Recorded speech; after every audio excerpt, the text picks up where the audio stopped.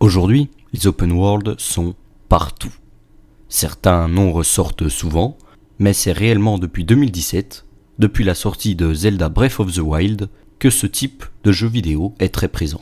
GTA V, Minecraft, The Elder Scrolls, tous ces jeux sont en monde ouvert et il est difficile aujourd'hui de ne trouver aucun jeu en monde ouvert lorsqu'on se trouve dans un supermarché. Avant toute chose, il est nécessaire de revenir à la base. Un jeu en monde ouvert, ou open world, est un jeu consistant pour la plupart du temps à nous faire vivre une aventure dans un monde quasiment infini. Pas de trajectoire droite, on peut se balader sur la carte comme on le souhaite. Cela donne, avant tout, un aspect exploration au jeu, en plus du côté gameplay. D'ailleurs, de nombreux joueurs ont tenté plusieurs fois d'explorer les maps sur certains jeux, et certains ont trouvé quelques easter eggs, des bonus laissés par les développeurs pour récompenser les joueurs de leurs efforts. Aujourd'hui, les mondes ouverts sont très populaires, mais il faut dire qu'à l'époque, c'était une autre histoire. Je vais donc vous parler d'un, si ce n'est le plus grand open world de tous les temps. Nous sommes en décembre 2008, en Angleterre, et il se trouve que ce jour-là, certains employés sont contents dans un bureau. Lost Wines, un petit jeu de casse-tête, sort sur la Wii et sur PC. Le jeu a du succès. Pas mal de personnes y jouent et les premières critiques affluent. Pour 10€, ce jeu est exceptionnel. Frontier Development, le studio qui a développé ce jeu, est alors extrêmement content. Les retours sont très positifs et malgré le petit jeu qui dure seulement 3 heures, les gens sont très contents de celui-ci. Personne ne se plaint réellement. Du coup, Frontier, dans leur bureau, ils se lancent à la poursuite d'un deuxième opus, bien évidemment. Lost Wines 2. Bon, le jeu est très bien, les énigmes sont assez sophistiquées, mais le jeu n'intéresse plus personne. On est fin 2009, début 2010. Si l'on compare votre jeu à ceux qui sont sortis entre-temps depuis le dernier opus, le vôtre fait pâle figure. On attend StarCraft 2,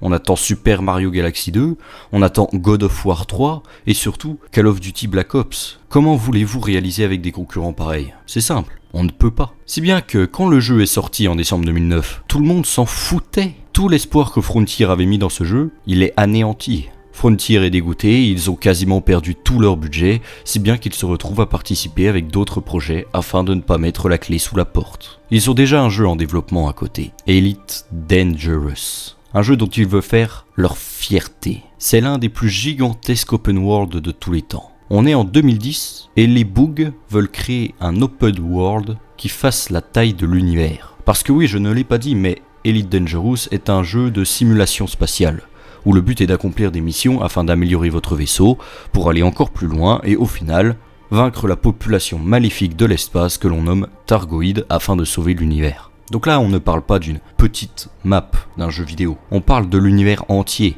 et ce n'est pas tout. Les développeurs ont contacté certains physiciens et spécialistes spatiaux afin de recréer l'entièreté de notre galaxie dans leur jeu. Malheureusement, comme vous vous en doutez, toute cette recherche et tout ce développement coûtent de l'argent. Frontier estime qu'il leur faudrait 2 millions de dollars afin de réaliser leur projet qui leur tient tant à cœur. Mais 2 millions de dollars, ça ne tombe pas du ciel. Ils mettent donc l'idée de côté jusqu'à ce que, un jour, un de leurs employés arrive avec une idée formidable. Kickstarter. Pour ceux qui ne connaissent pas cette plateforme, je vous l'explique en quelques phrases. Kickstarter, c'est un site internet qui donne une chance à certains projets. Le but est de publier le projet sur Kickstarter et de récolter des fonds pour celui-ci. Bien évidemment, Kickstarter met en place un stretch goal. Le projet est produit à condition d'atteindre la somme nécessaire afin de le financer. Dans notre cas, le financement d'Elite Dangerous coûte 2 millions. Frontier avait déjà 750 000 de côté, ce qui fait que le stretch goal à atteindre était de 1 250 000 dollars. C'est une somme très conséquente pour un projet. Surtout que s'il ne manque qu'un seul centime à cette somme, celui-ci ne verra jamais le jour. Il faut donc réussir à réunir plus d'1 million de dollars pour un jeu vidéo, et en seulement un mois, puisqu'une campagne sur Kickstarter dure un mois. C'est chaud. Surtout en 2010. C'est une véritable course contre la montre. Après seulement un mois, le projet a finalement atteint la somme de 1 578 316 dollars. C'est incroyable. Le projet a été soutenu par suffisamment de personnes et c'est extrêmement rare qu'un projet soit accepté d'une manière aussi énorme. C'est une victoire pour Frontier, si bien que le 16 décembre 2014, le jeu sort officiellement avec 6 mois de retard. Au départ, le jeu est apprécié tout en restant assez niche, mais il demeure un nombre de joueurs constant sur le jeu, ce qui est quand même vraiment pas mal. Le jeu est encore présent aujourd'hui et de nombreux nouveaux joueurs continuent d'affluer. Pourquoi ? En vrai, C'est une très bonne question. Le jeu a un peu perdu en intérêt, mais il y a quand même régulièrement des joueurs actifs. Dites-vous que le jeu a seulement 1 an de moins que GTA V, c'est-à-dire qu'il a 10 ans. Qu'est-ce qui pousse certains joueurs à rester? Vous vous souvenez du début de la vidéo, quand j'avais dit que c'était l'un des plus grands open world du jeu vidéo? À votre avis, combien de temps aux joueurs il faudrait pour explorer la carte entièrement? 1 mois? Ça fait long quand même, mais on peut augmenter. 1 an? Allez, n'abusez pas non plus, en vrai, il y a des millions de joueurs. Mais c'est plus. 10 ans? Non, pas encore, mais vous savez quoi?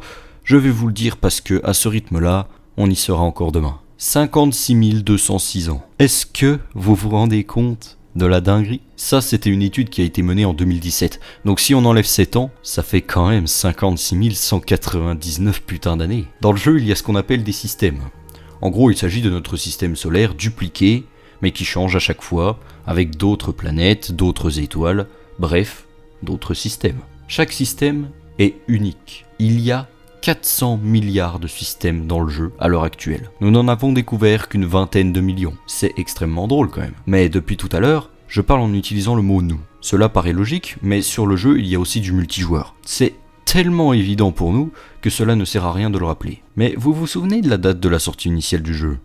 2014. Et Frontier sortent l'un des premiers jeux réellement pensés pour le multijoueur. Et il crée autre chose, les parties privées. Est-ce que vous vous rendez bien compte qu'il a fallu attendre que Fortnite sorte son mode partie privée en 2018 pour que tout le monde se mette à l'introduire dans leur jeu? Elite Dangerous, c'est depuis 2014. À croire que Frontier avait prévu que ce genre de contenu allait devenir nécessaire à l'avenir. Mais bon, en soi, il est impossible qu'un jeu survive sans mise à jour. Voyons, dans tous les jeux multijoueurs, il est nécessaire de faire des mises à jour. Sinon le jeu meurt. Qu'est-ce que serait Fortnite si on était éternellement resté au chapitre 1? Bon, ce n'est peut-être pas le meilleur des exemples, mais la véritable question c'est, est-ce que l'on aurait pu dire que la période du chapitre 1, c'était le feu, s'il n'y avait rien eu après? Probablement pas. Toujours est-il qu'en 2021, Elite sort un DLC, un contenu téléchargeable additionnel payant, Odyssey, à 35€. Bon, déjà si vous voulez l'acheter, je vous conseille Instant Gaming parce qu'il coûte seulement 6,33€, mais on peut quand même se poser la question de